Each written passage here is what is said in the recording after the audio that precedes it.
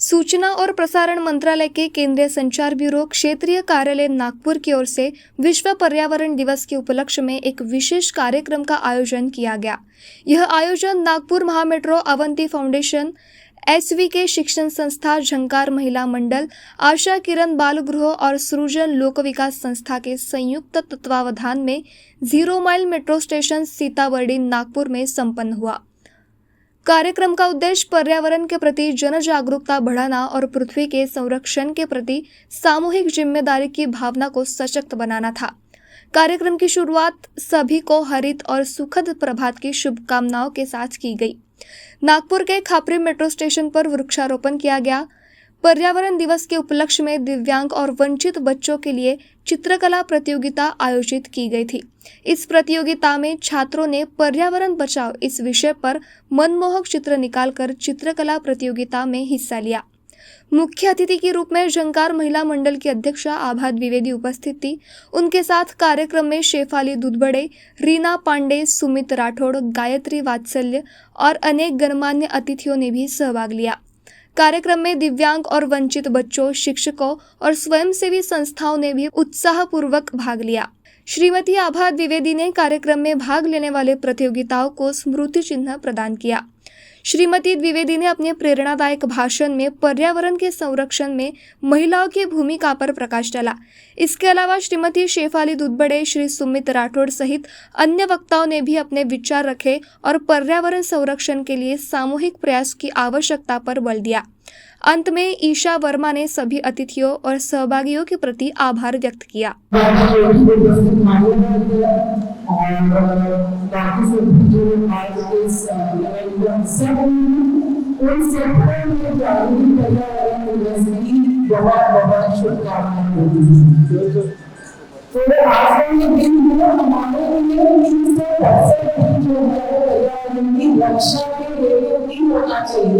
हमारे 24 घंटों में से हर एक घंटा, हर नागरिक का, हर इंडिविजुअल का ये प्रथम कर्तव्य होना चाहिए कि हम पर्यावरण की रक्षा के लिए कुछ ना कुछ करें। अपने आप से संकल्प करें कि आज दिन भर में इन 24 घंटों में मैंने किस चीज के लिए आज के कार्यक्रम में पर्यावरण की रक्षा के लिए क्या करने का संकल्प लिया।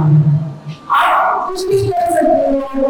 छोटे बच्चों के लिए तो हमारे प्लास्टिक जो है उसको में करने से कैसे रोके, फिर हम लोग जो पानी यूज करते हैं तो हम लोग कम करना है।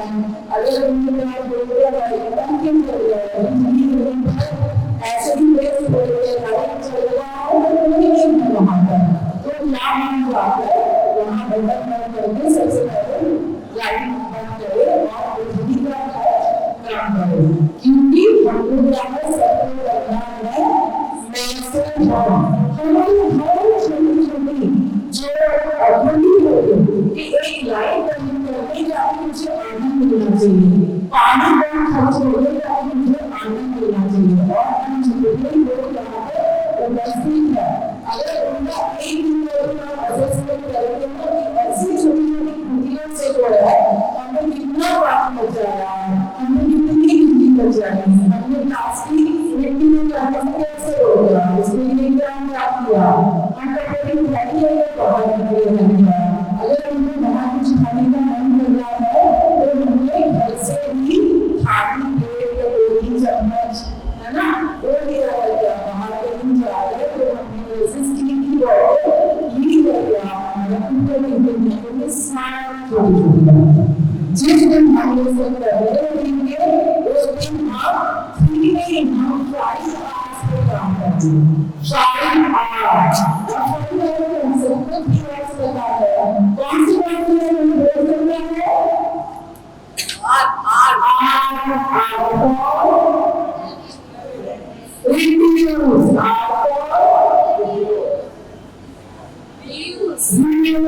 ठीक है, मैं आज बताऊंगी आपको 5 आर्ट। ठीक है, तो सबसे पहले आता है कार में सोचिए, क्या मुझे सच में जरूरत है, मुझे इस लाइफ को बनाना सच में जरूरत है, क्या आगे बनाना सच में जरूरत है। think and think, जितनी बात हो सकते हैं ऐसा करके आप अपने आप को आगे बढ़ाएंगे। कम से कम बिजली खर्च करने की, कम से कम पानी खर्च करने की, और प्लास्टिक जो है जहाँ फेंकेंगे। ठीक, तो सबसे पहले फिर आता है रिफ्यूज। अगर हम बाहर जा रहे हैं कुछ खरीदने के लिए, जैसे सब्जी है, फल है, तो घर से ही हमको थैली लेकर चलना है। हम क्या यूज करेंगे? क्या यूज करेंगे? प्लास्टिक या पन्नी, है ना? तो हमको पन्नी के लिए यूज करना है। तो ये हुआ दूसरा। अब बहुत सारी चीजें ऐसी हैं जो प्लास्टिक नहीं आती है, लेकिन क्या करेंगे? तो हम कोशिश करेंगे कि इसको रीयूज कैसे करें। हम इससे कोई मतलब अच्छी अच्छी चीजें बना सकते हैं, क्या स्टोव वाला डेकोरेट करके रख सके, क्या हम उसमें छोटे छोटे पौधे लगा सकते हैं, क्या हम इससे डेकोरेट करके पौधे भी दे सकते हैं, या ऐसी छोटी छोटी चीजें। प्लास्टिक की बॉटल्स होती है तो उसको हमने चेंज कर दिया पेंट्स में, तो ये हो गया यूज। ठीक, और फिर आता है अब कुछ भी नहीं हो सकता, मैं तो थक गया क्योंकि प्लास्टिक आ नहीं रहा, मैं क्या करूं? रीथिंक, और फिर हमको इसको देना है ठीक से डस्टबिन में। बच्चों के लिए जो रास्ता है कि उनको इको बनाना है। आपको याद है इको कैसे बनाना है? पानी की बोतल खाली डाली और जितना भी प्लास्टिक जनरेट हो रहा है वो सब हम इस बॉटल में कैद कर देंगे, क्योंकि हमको बहुत परेशान करता है। जब भी हमको कोई परेशान करता है, हमको पनिशमेंट देती है ना, होता है ऐसे कि हमसे जो करे तो अच्छा, तुम परेशान कर रहे हो ना, आपको पनिशमेंट। यही पनिशमेंट हम इस प्लास्टिक को भी करेंगे, हम इसको बॉटल में बंद कर देंगे, ये यहाँ वहाँ फैलेगा ही नहीं, और ये सभी जगह पर जाएगी जहाँ पर इसको जाना चाहिए। ठीक, तो हमको ये 5 आवर्स डेली अपनी लाइफ में सिर्फ छोटे ही नहीं तो सब बड़े इस बात का ध्यान रखना है। आप सब बच्चे हमको सुन रहे हैं अच्छे से? तो ये जो आज पर्यावरण का दिवस है 5 जून को मनाया जा रहा है, तो अभी तक बहुत बच्चे ऐसे होंगे जिन्होंने 5 आर, अभी शेफाली मैडम ने आप लोगों को बताया 5 आर के बारे में। मैं तो चाहूँगी कि शेफाली मैडम इन लोगों को एक मिनी बुकलेट प्रेजेंट करें छपवा कर, जिसमें कि हर बच्चे के पास में ये बुक जाए और उसके बारे में बार बार रिकॉल करें। आपको कोई चीज बार बार याद करके रखनी होगी, एक दिन पढ़ के कभी भी कोई एग्जाम नहीं दे सकता है, नहीं दे सकता ना। तो आपको ग्रीन आर्मी बनानी ही अगर, तो आपको डेली उस पर वर्क करना पड़ेगा। और वो 5 आर की बुकलेट अगर आपके पास में होगी तो मुझे लगता है बहुत अच्छे से आप लोग ग्रीन आर्मी बना पाएंगे। और अभी तक इतने बच्चों ने अपने अपने घर में या किसी सड़क के किनारे पे पेड़ या पौधा लगाया था? सभी ने तो लगाया,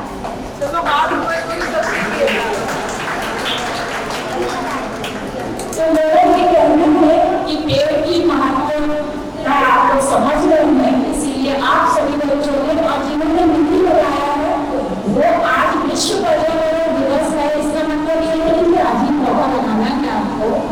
आज हमको फिर से याद दिलाने के लिए, जैसे कि गायत्री मैडम और शेफाली मैडम और सभी महिला मंडल की सदस्याएं आई हैं, ये याद दिलाने के आज से वो काम फिर शुरू कर दीजिए। आप लोग एक एक पौधा जरूर लगाइए, अगर वो सही लगाते हैं तो प्लीज लो, क्योंकि बहुत अच्छी चीज है। पेड़ का महत्व आप लोग नहीं समझ पाते, मतलब हम जो सांस भी ले रहे हैं हमारे इकोसिस्टम में, जैसे हम पार्ट है उसी इकोसिस्टम का पार्ट ले लेंगे। अगर हम इकोसिस्टम को ब्रेक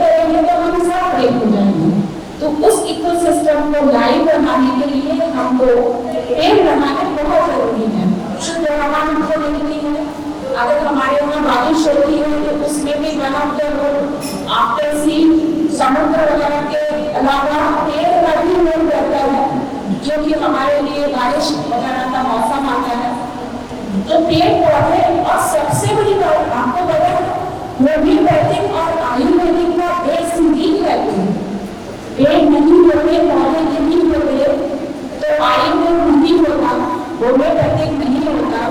ये सब इनका बेस है। तो आज से ही सोच लीजिए कि हम कुछ मेडिसिनल प्लांट लगाएंगे, हम ऐसा प्लांट लगाएंगे। आप लोग तो बच्चे हो, आप अपने सामने में पेड़ लगाओगे तो वो स्टोर को 15 साल बाद, 16 साल बाद, 20 साल, 30 साल, 40 साल बाद देख पाओगे और बहुत अच्छा लगेगा। जहाँ पर भी हम पौधा लगाते हैं और सबसे बड़ी बात है, पौधा लगाने के बाद में बच्चों से इसलिए कह रहे हैं कि हम लोग ने पहला निकलने कई बार पेड़ के लिए छोटे छोटे पौधे लगाए और टाइम की कमी की होने के कारण हम लोग वहाँ तक नहीं गए। हर साल जाते हैं तो कुछ पेड़ मर जाते हैं। तो मेरा ये कहना है कि पेड़ लगाते हैं, उसका पौधा लगाते हैं तो कोशिश करिए कि उस पौधे में पानी डालें और बरसात आने पर उस पौधे में पानी डाल के उसको धीरे करके, जिससे वो आगे हरा भरा होके और बड़ा हो। तो ग्रीन आर्मी हम लोगों की कैसे तैयार होगी? आज से ही पौधा लगाना है आपको। लगाएंगे ना सभी लोग? जिन्होंने नहीं लगाया वो भी लगाएंगे।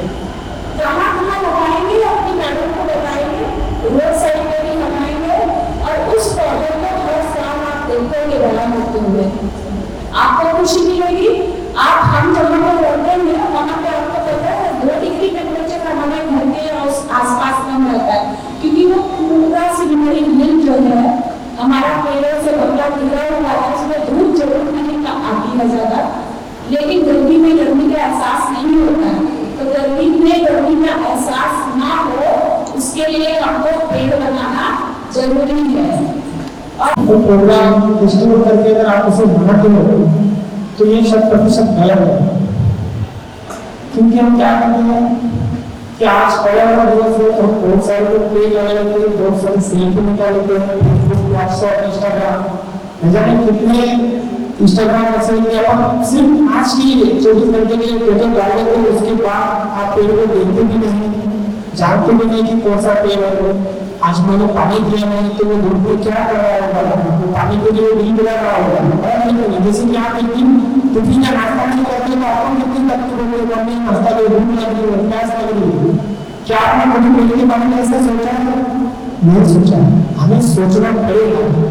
जिस दिन हम इंसानों की तरह पर्यावरण अगर स्वार्थी बन जाएगा, सिर्फ 5 सेकंड के लिए अगर हम सोच रहे कि इंसान की तरह मैं स्वार्थी बन जाएगा तो करीब 5 या 10 सेकंड में मिट्टी मिल जाएगी, हम कुछ भी नहीं रहेंगे।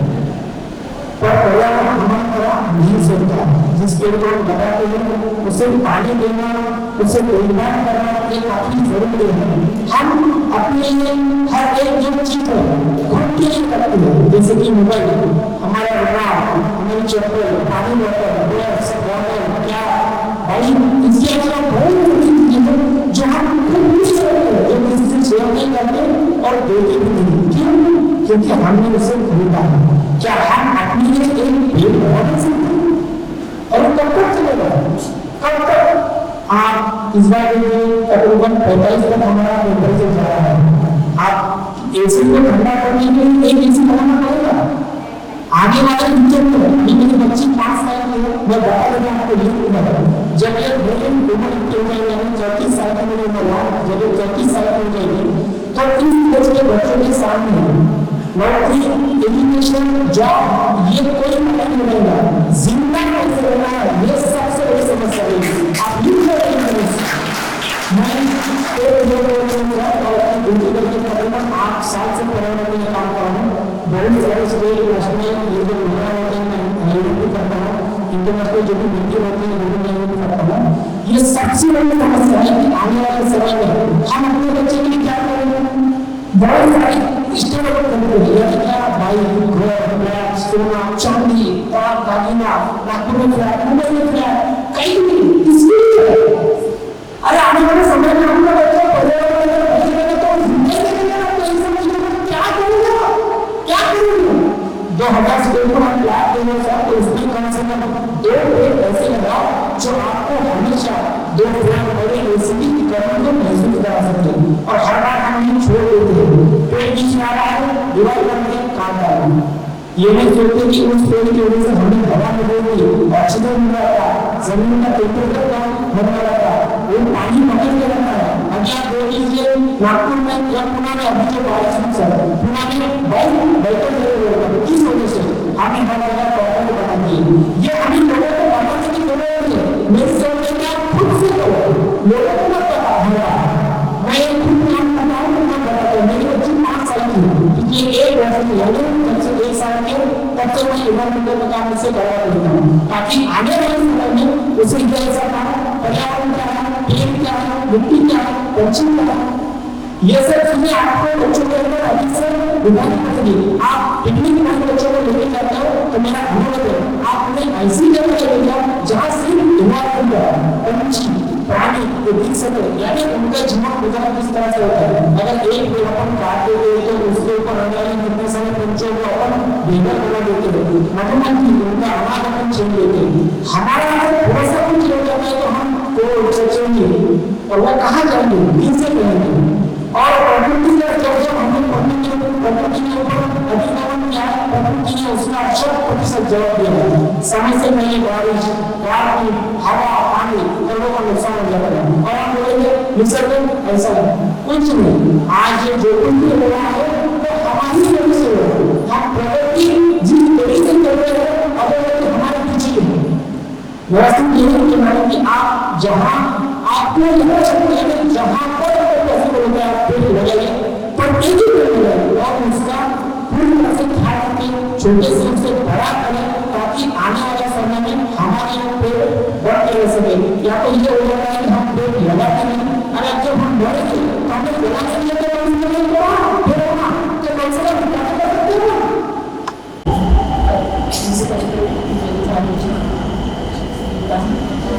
और मेरे साथी सही और यहाँ सभी उपस्थित प्यारे मेरे बच्चे, आपने सभी ने ये कहा कि हमें पेड़ लगाना है।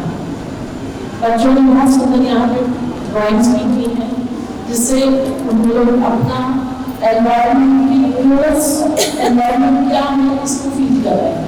उनको शायद टॉपिक दिया गया था कि आप सेफ एनवायरनमेंट में आप आइए। सभी ने यहाँ देख रहे हैं बहुत सुंदर पहाड़, झाड़ सब बनाया हुआ है। बच्चे बहुत छोटे हैं, अगर हम एक साथ कंटिन्यूअस ये लर्निंग कर रहे हैं उनके कि आपको झाड़ लगाना है, ये बात तो उनको समझ में आ गई आपने। लेकिन हम बड़े करते हैं कि हम बड़े बताएं कि झाड़ लगाना है, लेकिन क्योंकि अभी हम कहीं हम मेरे बच्चे बहुत बड़े जाकर झाड़ लगाते हैं, फिर हम उसका जैसे बढ़ने करके हम उनको संभाल के लगाते हैं, है ना? क्योंकि हम लोग लगा के आ जाते हैं, लेकिन हम प्रॉपर जगह पे लगा रहे हैं, वो एनवायरनमेंट में किस तरह से काम को स्टूडिंग कर रहा है, वो किस तरह से ग्रो कर रहा है, इसका फॉलो अप नहीं होता है।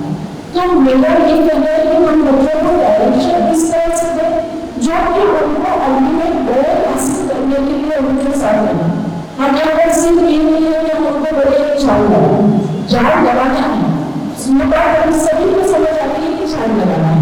हमें ये समझना है कि हम उनको कौन सा एनवायरनमेंट दे, कौन सी प्लेस दे जहाँ पर लगाए हुए हमारे को संभाल भी सके।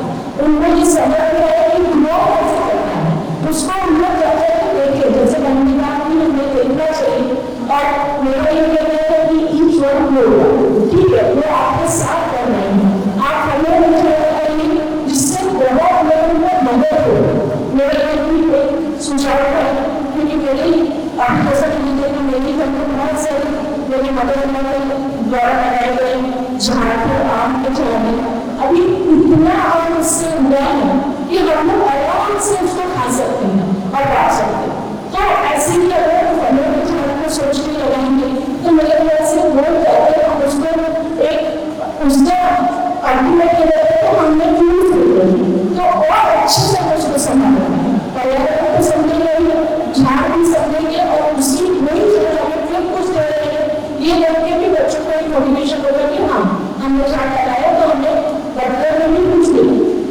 इंसान वो भी चीजें सोचता है। और आप सही तरीके क्या है, कौन सा झाड़ कहाँ प्लेस होना चाहिए, क्या कौन सा झाड़ को रूट करना चाहिए, ये भी अगर हम सिखाते हैं तो मेरे ख्याल से बच्चे और उनका समझ पाएंगे। और हमारे दौर में हम घूमने देते हैं फूलों को, उसके अलावा बहुत प्रस्ताव आया कि झाड़ हर जगह पॉसिबल नहीं होता है, लेकिन अगर हम सही नॉलेज में बच्चों को बता कि झाड़ को प्रेजेंट करना है तो बच्चे समझ पाएंगे। और एक छोटा सा कोड उसमें देंगे कि इसको संभालना कैसे है, क्योंकि झाड़ तो कर दिया जाता है लेकिन झाड़ बढ़ता कहाँ है, उसको संभालना कैसे है, उसको पानी की कितना जरूरत है, ये नॉलेज सबके पास नहीं है। तो मेरा कहना है कि हम थोड़ा और बच्चों को नॉलेज देंगे तो बहुत अच्छा हम लोगों के लिए बच्चों को ज़्यादा बात समझ आएगा और करने का तरीका हमें बता दें तो ज़्यादा फ्रूटफुल मिलेगा। हम ये बात उन्हें समझाएंगे।